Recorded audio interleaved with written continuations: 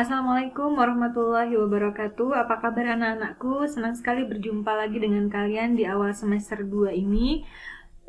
Karena ini awal tahun ya, jadi Bu Maya harapkan kalian selalu dalam kondisi sehat, selalu bisa menjaga kesehatan, tetap patuhi protokol kesehatan, dan semoga tahun baru ini semangat baru. Semoga kalian bisa meningkatkan kompetensi kalian meskipun dalam waktu sementara ini kita masih harus bertatap muka secara daring.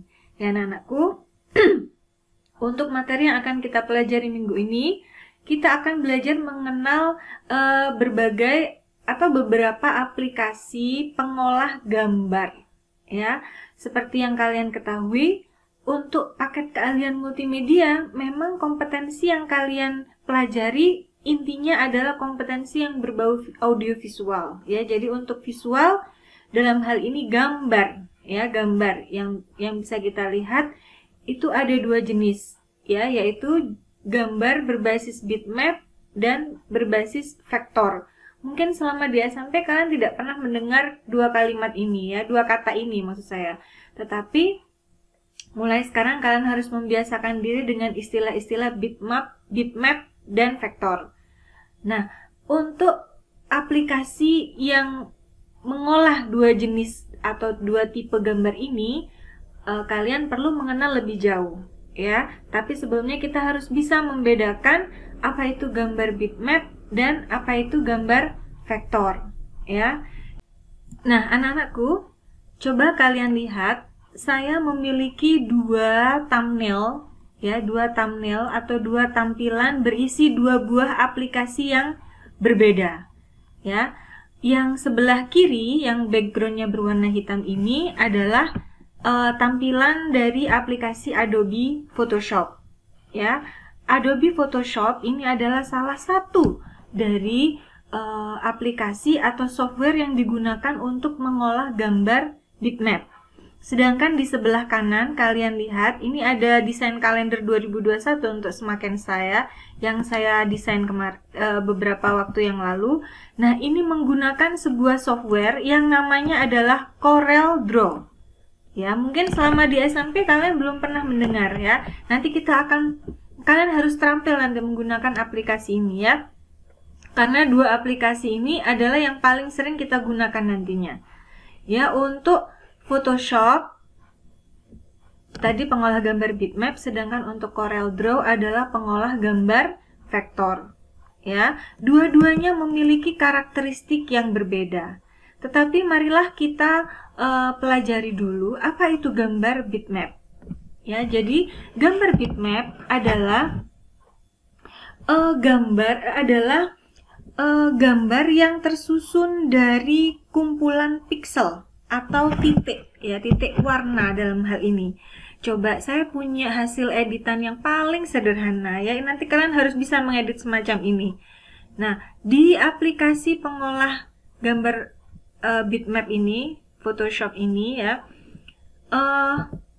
ada beberapa ciri karakteristik yang bisa kita lihat. Nah, coba kalian lihat, gambar bitmap adalah gambar yang tersusun dari kumpulan piksel atau titik warna. Nah, ini kalau gambar tadi, gambar saya besarkan ini ya, foto. Dalam hal ini foto ini saya besarkan, maka yang tampak adalah kumpulan titik warna ya, pixel dot ya. Kalau kita lakukan perbesaran hingga sekian kali, maka ini akan tampak pecah ya, semakin pecah. Maka gambar bitmap ini bergantung pada resolusi ya, bergantung pada resolusi gambar. Semakin besar resolusinya seperti layar HP kalian itu, maka kualitas gambarnya akan semakin bagus. Jadi kalau kalian memanipulasi foto ya, itu usahakan resolusinya harus besar supaya nanti saat diedit dibesarkan jadi banner misalnya ya, itu tidak akan pecah gambarnya. Tapi kalau kalian fotonya ambil dari internet misalnya ya, itu biasanya tersettingnya kecil resolusinya, maka kalau dibesarkan pasti akan pecah ya. Itu salah satu karakteristik dari gambar bitmap ya. Kemudian tersusun oleh selebaran bintik-bintik atau piksel beragam warna. Nah, ini ya, dalam satu mata ini misalnya. Nah, ini ada beberapa warna ya. Ada warna hitam, ada warna grey ya, sekian persen hitam, kemudian sampai dengan warna putih ya. Jadi kalau kita besarkan itu tampak nyata ya, titik-titik warnanya itu ya, seperti streaming. Dulu kalau ibu-ibu atau kalian pernah belajar bikin streaming ya waktu SMP-nya ya, seperti ini. Nah, jadi untuk bisa memunculkan gambar itu ada, nah seperti tinta printer itu gitu ya. Nah, kemudian beberapa format yang didukung oleh pengolah vektor ini ada banyak macamnya ya, yang bisa kalian gunakan dimanapun sesuai dengan kebutuhan kalian. Nah, ini ada JPEG, ada format GIF, kemudian ada PNG ya. Nanti kita akan belajar macam-macamnya ya, BMP atau bitmap picture, kemudian banyak sekali di sini ya. Nah, yang paling sering kita gunakan adalah format JPEG ya. Format JPEG ini biasanya ini format yang universal ya, di HP hampir semuanya pasti pakai JPEG outputnya ya. Nah, dan itu bisa disupport dengan Photoshop ini itu ya.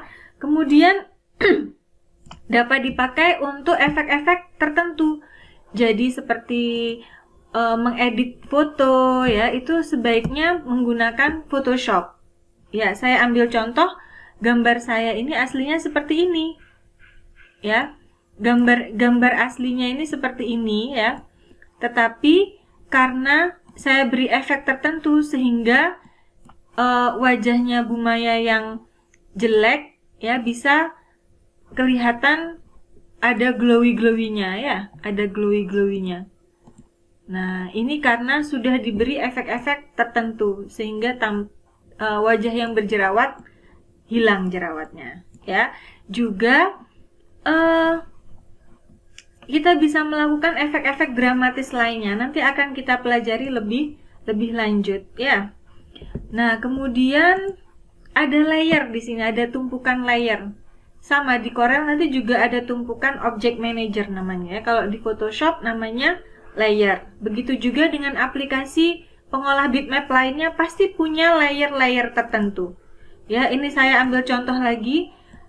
Ini dari gambar yang lain juga ya. Kita lihat ada berapa layer penyusunnya. Jadi dari gambar yang awalnya berseragamnya seperti ini ya, dengan dari foto berseragam yang saya miliki, kemudian karena Bu Maya butuh baju berjas, maka kita lakukan manipulasi ya. Jadi gambar yang sudah ada dimanipulasi, dikasih jas ya. Oh, nggak bagus jasnya, ditutup ya. Akhirnya ditutup, di masking lah ya, di masking, dikasih jilbab.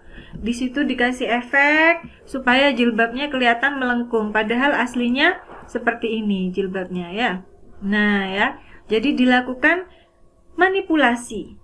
Nah, kemudian sampai hasil akhirnya menjadi seperti ini ya, lebih sempurna. Nah, ini dipotong di beberapa titik, kemudian ya sehingga menjadi kurang lebih seperti ini ya. Semakin banyak kita melakukan manipulasi, maka hasilnya akan semakin bagus ya.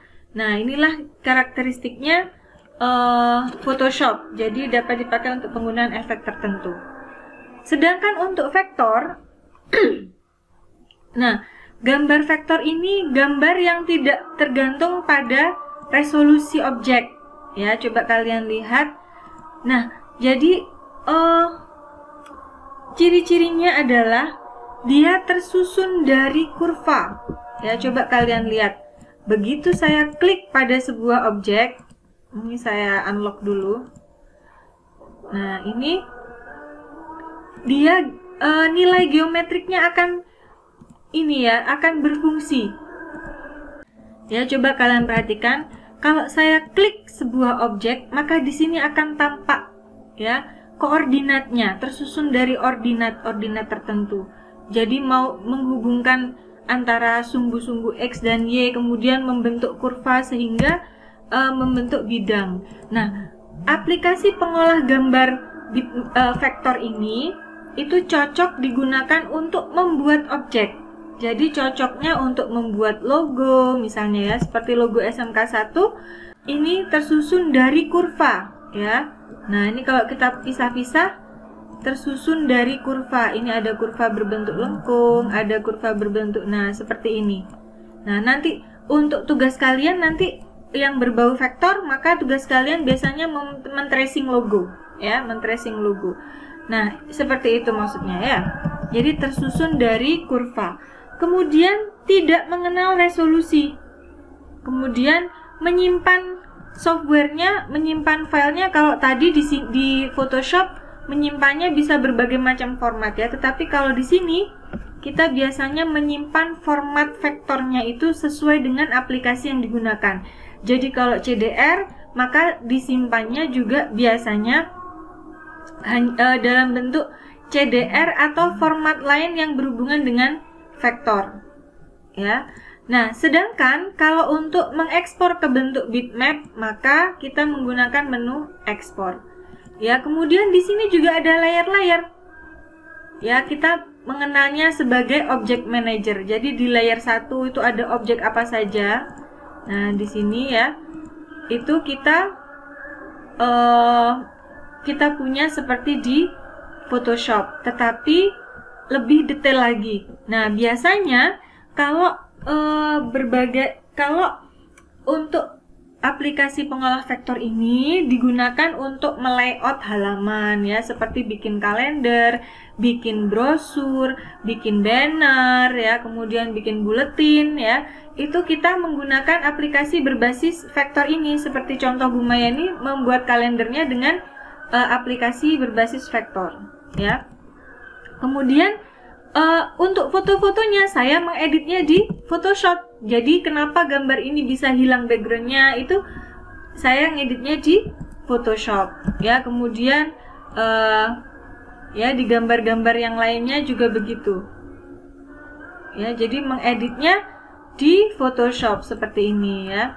Nah, ini memotong, mencerahkan, mengatur saturasinya itu di Photoshop ya, tetapi ditempelkan di sini. Kemudian mengatur layoutnya itu teks-teksnya itu lebih bagus di Corel Draw atau vektor, di pengolah gambar vektor.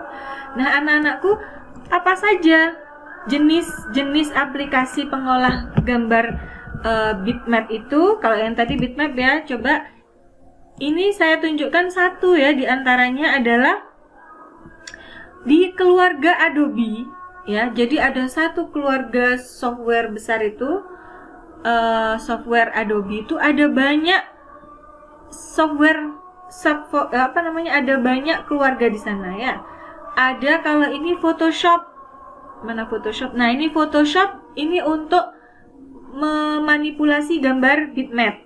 Nah, untuk memanipulasi gambar vektornya ada namanya Adobe Illustrator, tapi di Indonesia masih jarang digunakan. Nah, kedepannya kalian juga harus mempelajari Adobe Illustrator ini. Seperti apa tampilannya?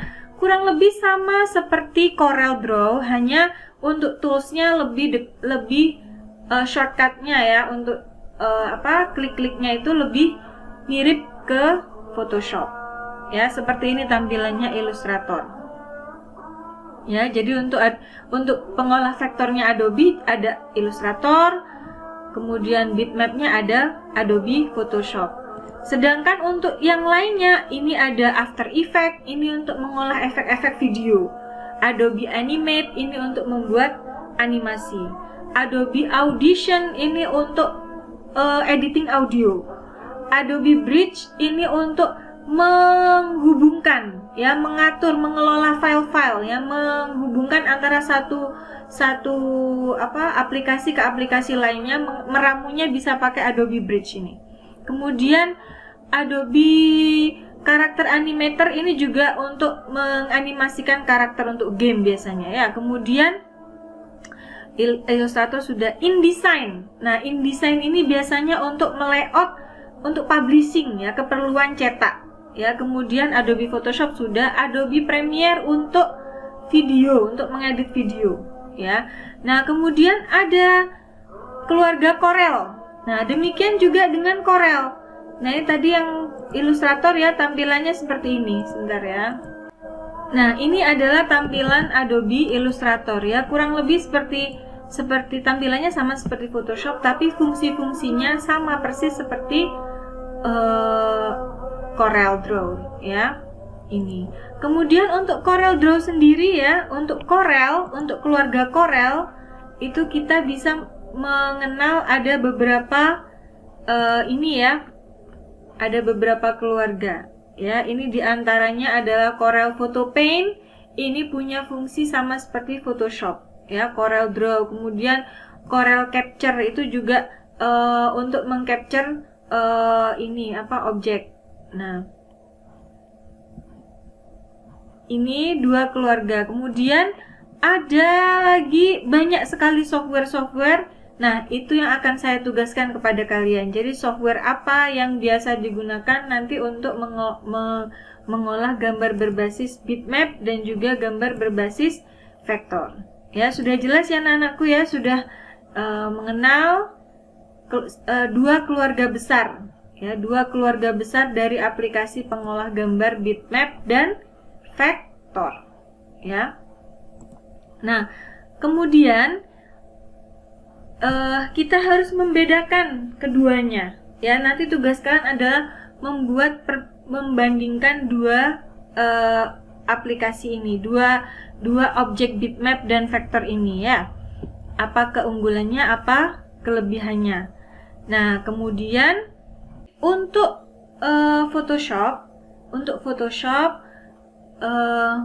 kekhususannya adalah untuk mengedit foto, sedangkan mengedit foto atau mengedit gambar, memanipulasi gambar, memberikan efek-efek khusus kepada gambar. Sedangkan untuk Corel Draw, kekhususannya adalah untuk membuat objek, untuk menggambar, ya, kemudian untuk tata letak atau layout, terutama untuk yang cetak, ya, untuk yang kepentingan cetak. Nah, itu jadi untuk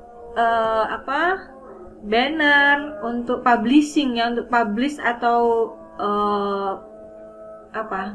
untuk ditampilkan, untuk dicetak, itu biasanya kita memakai Corel. Itu anak-anakku, cukup untuk hari ini.